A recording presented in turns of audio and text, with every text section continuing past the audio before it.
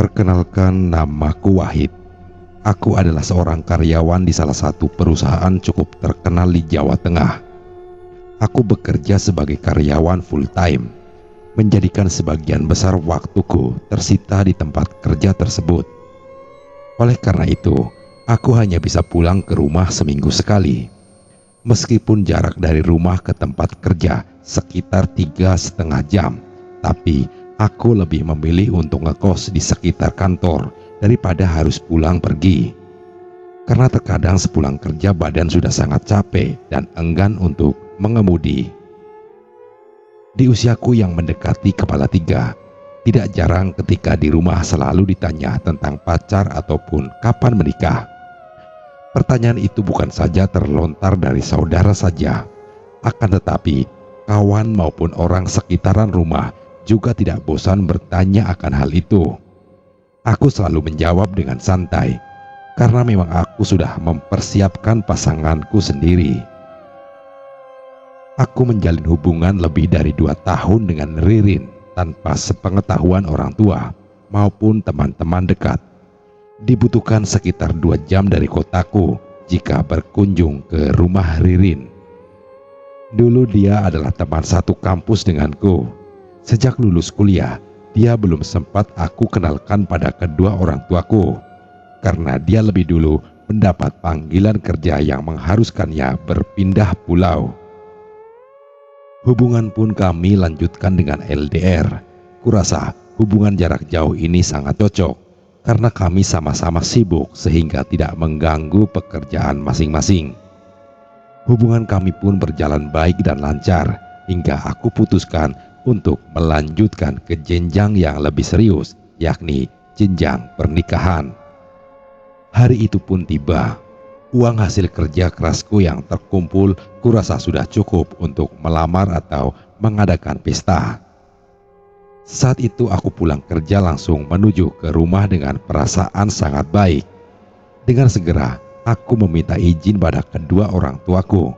Hal itu membuat ayah dan ibuku terkejut karena aku tidak memperkenalkan calon menantu pada mereka berdua. Dengan bijak mereka pun memberi nasihat yang baik bagiku. Yang terpenting adalah calon istriku kelak bukan hanya menyayangiku saja, akan tetapi juga harus sayang pada mereka berdua juga. Mendengar restu dari ayah ibu tentu saja membuatku lega dan bersyukur. Perjuanganku selama ini akan mencapai puncaknya. Tanpa menunda waktu, aku pun langsung menghubungi Ririn. Aku menggodanya dengan rayuan gombal yang tentu membuat dia tertawa centil. "Sayang, 4 hari lagi kamu bisa pulang kan?" Tanyaku mulai menjurus pada percakapan serius. Ririn pun menjawab kalau pekerjaannya masih menumpuk dan tidak bisa ditinggalkan. Aku memberitahukan tentang rencana untuk melamar dan segera menuju pelaminan. Tampaknya Ririn berat meninggalkan pekerjaannya. Dia merasa tanggung jawab di tempat kerjanya belum bisa dilimpahkan pada karyawan lain. "Sayang, setelah ini kamu tidak usah kerja lagi. Kamu fokus aja pada rumah tangga kita. Aku sudah minta restu dan aku akan melamarmu 4 hari lagi. Jadi kamu pulang ya." Mendengar ucapanku, Ririn langsung menangis bahagia. Ririn pun akan mengabari keluarganya di rumah tentang lamaranku dan akan pulang sesuai permintaanku. Akhirnya, hari lamaran pun tiba dan berjalan dengan lancar. Keluarga kami sepakat untuk melangsungkan pernikahan 3 bulan setelah lamaran. Di hari itu, semenjak saat itu pula, semua berubah. Aku lebih sering main ke rumah Ririn, begitupun sebaliknya. Hal itu membuat hubungan kami lebih mesra. Seperti apa yang aku ucapkan saat itu, Ririn sudah aku suruh berhenti pada kerjaan dan aku suruh fokus pada acara pernikahan nanti. Di samping itu, keluarga masing-masing juga sudah mulai sibuk dengan persiapan pernikahan. Aku sendiri tetap bekerja karena hanya dapat cuti 2 minggu, jadi semua urusan pernikahan aku percayakan semua pada keluargaku. Pada hari itu aku dan Ririn sudah merencanakan untuk memilih baju untuk pernikahan. serta beberapa perlengkapan lain. Aku mengajaknya belanja di kota sekitar kantor yang terdapat banyak mall besar. Saat hendak menjemput Ririn, tiba-tiba ponselku berdering. Ternyata Ririn membatalkan acara di hari itu dan dilakukan besok pagi saja. Dia beralasan kalau ada beberapa kerabat jauh yang datang dan tidak enak jika ditinggal. Percakapan dilanjutkan dengan kegiatan berbelanja di esok hari. Ririn menyuruhku agar menunggu di kos-kosan saja dan dia bilang tidak usah dijemput. Karena dia sekalian akan mengantarkan undangan pada salah seorang sahabatnya. Kebetulan rumah kawannya itu satu arah menuju tempat kos-kosanku. Sempat terjadi perdebatan karena aku ngeyel untuk menjemputnya. Namun pada akhirnya, dengan berat hati, aku pun menyetujui. Entah kenapa, Ririn sangat bersikukuh untuk berangkat sendiri menemuiku. Di keesokan harinya, sekitar pukul 9 pagi, Ririn sudah sampai di depan kosku. Dia terlihat sangat cantik, bak peri dengan berbalut pakaian putih. Aku pun menyuruhnya masuk dan menungguku yang hendak mandi serta berganti pakaian. Tanpa menunggu lama-lama, kami langsung berangkat setelah ku semprotkan parfum di setiap sudut bajuku. Aku merasa kali ini Ririn sangat berbeda dari biasanya. Dia lebih manja dan lebih banyak diam. Tidak seperti biasanya yang cenderung lebih cerewet. Mungkin karena akan menikah sehingga sikapnya sedikit berubah. Begitulah pikiranku. Saat itu aku merasa sangat bahagia sekali. Apalagi Ririn selalu menggandeng tanganku selama kami berbelanja. Dia enggan melepaskan pegangan tangannya dariku. Akan tetapi di sisi lain, aku merasa ada sesuatu kejanggalan yang membuat hatiku agak bergetar. Aku merasa kalau ada sosok aneh yang mengikuti kami.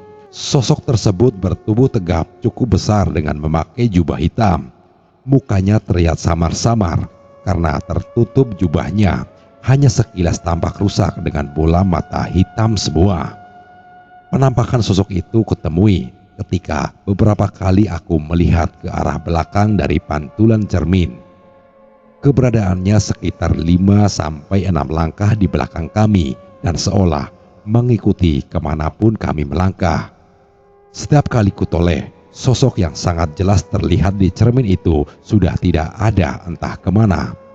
Perasaan itu beberapa kali menimpaku, namun tidak aku ceritakan pada Ririn. Aku khawatir jika dia nanti ketakutan hingga merusak suasana yang romantis tersebut. Keanehan tidak hanya sampai di situ saja. Hampir setiap waktu aku mencium aroma kembang melati bercampur dupa yang sangat menyeruak. Yang membuat kebingungan adalah seringnya terdapat bunga kamboja yang berceceran di sekitar kami. Setiap kali aku dan Ririn duduk di beberapa tempat, pemandangan bunga kamboja yang berceceran itu selalu saja terlihat di mataku. Jelas, aku tahu diri jika hanya aku saja yang menyaksikan pemandangan aneh itu. Baik pengunjung yang berlalu lalang pun maupun Ririn tidak menunjukkan adanya kembang-kembang tersebut. Ucapan cinta yang selalu terlontar dari bibir Ririn membuatku sedikit melupakan setiap keanehan yang kutemui. Aku merasa menjadi pria yang beruntung di dunia ini karena mampu mendapatkan sosok seperti Ririn. Hampir setiap mata pengunjung lain tidak lepas dari tatapan takjub pada calon istriku itu. Aku benar-benar sangat bahagia. Malam pun menjelang. Aku berencana mengantarkan Ririn untuk langsung pulang saja. Karena barang belanjaan yang cukup banyak. Namun justru Ririn menolak dan berencana tidur di tempat kosku. Dan besok pagi-pagi barulah dia mengajak pulang. Tentu saja aku sangat terkejut dengan perkataannya. Selama ini dia juga tahu kalau tempat kosku ada larangan tidak boleh membawa masuk wanita sebelum sah menjadi istrinya. Kini bahkan ibu kos belum aku beritahu kalau kami akan menikah.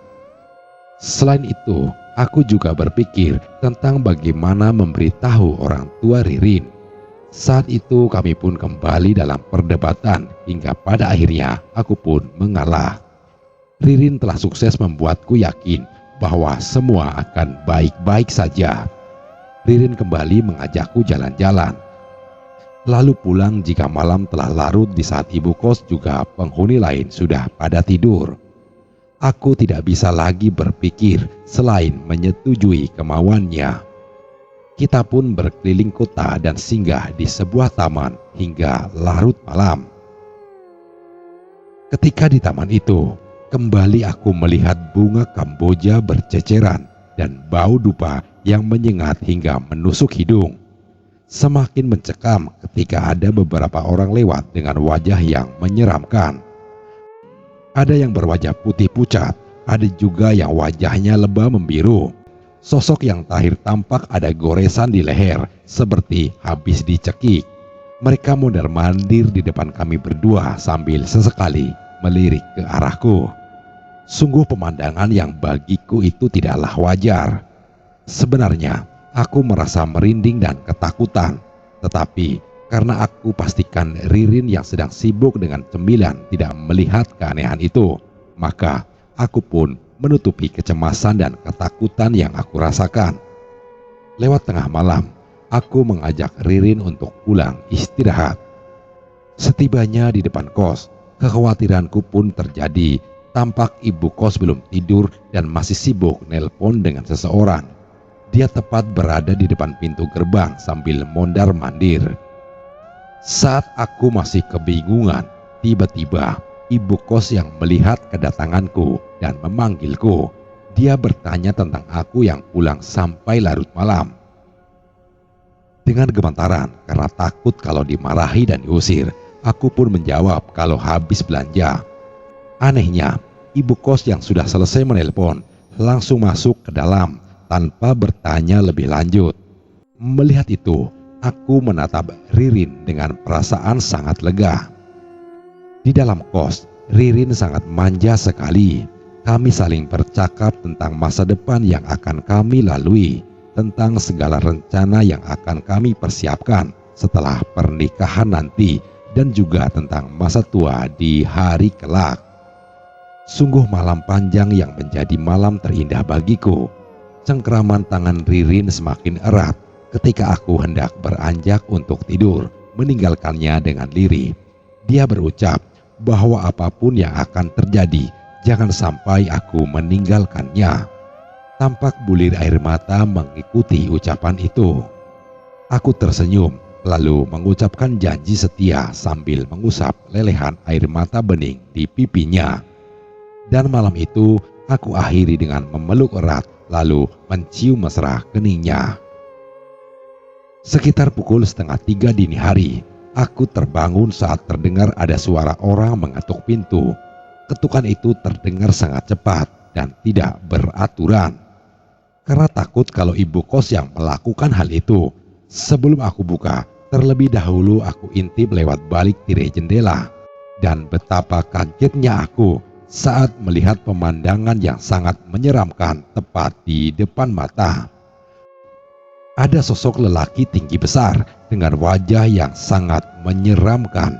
Sesekali sosok tersebut dan aku pun kembali terkejut ketika Ririn tiba-tiba menarik tanganku. Dia menyuruhku agar tenang dan disuruhnya aku menemaninya. Suara ketukan di pintu terdengar semakin keras di telingaku. Nafasku semakin memburu tersengal-sengal tak beraturan. Ketika tercium aroma melati bercampur bau dupa yang sangat menyeruak. Bersamaan dengan berhentinya ketukan itu, tiba-tiba sosok tersebut sudah berpindah tempat di samping almari pakaian. Sosok itu berdiri sambil membentur-benturkan kepalanya di tembok. Sekujur tubuhku terasa kaku, seperti tidak bisa bergerak sama sekali. Entah apa penyebabnya, aku pun tidak tahu. Sementara Ririn yang aku peluk erat juga nampak ketakutan. Malam itu terasa sangatlah panjang. Aku hanya bisa pejamkan mata dan membaca doa-doa sambil memeluk Ririn. Gangguan itu berlanjut hingga menjelang subuh, dan bersamaan dengan azan subuh, suara tersebut mulai menghilang dan aku pun tertidur sambil memeluk Ririn. Sekitar pukul 8 pagi, aku baru terbangun dengan gelagapan. Aku terkejut karena Ririn sudah tidak ada di kos. Mondar-mandir aku mencarinya, namun tidak kutemukan. Aku pun berpikir kalau dia telah pulang terlebih dahulu. Akan tetapi, saat aku melihat semua barang dan pakaian masih di dalam kos, aku pun langsung menghubunginya. Akan tetapi, berkali-kali aku mencoba menghubunginya, tidak ada jawaban sama sekali. Setelah kutunggu sekitar 1 jam dan Ririn tidak menampakkan diri, aku pun memutuskan untuk pulang ke rumah. Tujuanku adalah ke rumah terlebih dahulu sebelum ke rumah Ririn. Aku merasa aneh ketika tiba di rumah. Semua orang tertunduk seperti sedang ada masalah. Sesaat kemudian, ibu mendekat dengan air mata masih melekat di pipi. Dia bertanya kemana aku kemarin. HP-ku tidak aktif ketika ditelepon. Saat adikku datang ke kantor, aku tidak masuk dan ke kos pun aku juga tidak ada. Sementara kos sepi dan ibu kos juga sedang tidak ada. Kemarin aku belanja dengan Ririn, Bu. Memangnya ada apa mencariku? Tanyaku sambil mengalihkan pandangan ke arah ibuku. Dengan ragu ibuku memberitahukan kalau kemarin pukul 8 Ririn kecelakaan di jurang Wates. Lokasi tersebut berliku dan menanjak. Karena seringnya memakan korban hingga pecah kepala, maka dikenal dengan jurang tengkorak. Ririn ditabrak mobil hingga terpental dan akhirnya dilindas truk muatan berat. Bagian tubuhnya hancur, kepalanya pecah, dan ususnya terburai hingga jasadnya tidak bisa dikenali lagi. Adikku mengaku jika sudah mencariku seharian tidak ketemu, sedangkan HP-ku tidak aktif. Aku yang tidak percaya langsung mencoba menelpon Ririn berkali-kali. Setelah tidak ada jawaban, aku langsung menaiki motor menuju ke rumah Ririn bersama adikku. Sesampainya di rumah Ririn, aku sudah disambut dengan bendera kematian. Tambah pula beberapa kerabat dan tetangga masih berkumpul di sana. Seketika aku berteriak histeris memanggil-manggil nama Ririn. Ayah Ririn menenangkanku lalu mengajakku ke kuburan Ririn untuk bertaksiah. Hari-hari pun berlalu. Karena keadaanku yang murung serta tidak mau bekerja kembali, akhirnya orang tuaku membawaku ke salah satu pesantren di kotaku. Di sana mentalku akan dipulihkan. Selama berbulan-bulan, kondisiku masih tidak kunjung membaik. Setiap hari aku menelpon Ririn dan memakai baju yang kami beli saat bersama arwahnya di malam itu. Setelah melakukan berbagai terapi, akhirnya aku mampu bangkit dari keterpurukanku dan melanjutkan hidup dengan normal. Hingga akhirnya aku pun mencoba membuka hati untuk wanita lain dan mencoba melupakan kenangan yang seharusnya tidak aku lupakan. Pada akhirnya, sekarang aku sudah menikah dan memiliki 3 buah hati. Setiap hari-hari tertentu, aku masih mengunjungi makam Ririn untuk mendoakan agar tenang di alam sana. Demikian kisah kali ini. Sekian dan terima kasih.